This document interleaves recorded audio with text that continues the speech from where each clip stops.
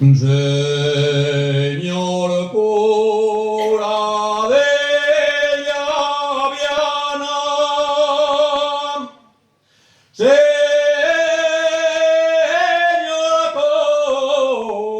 cura de Llaviana,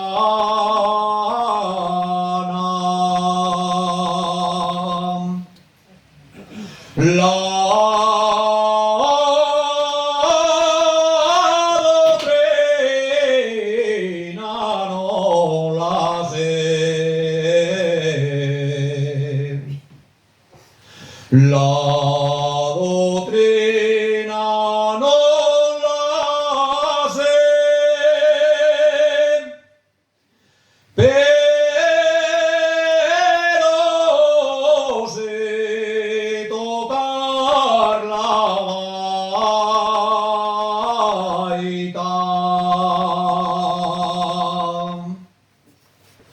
Y eso no lo sabe usted.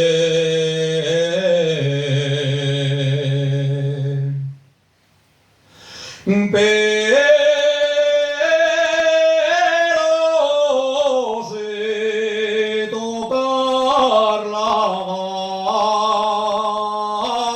gaita. Y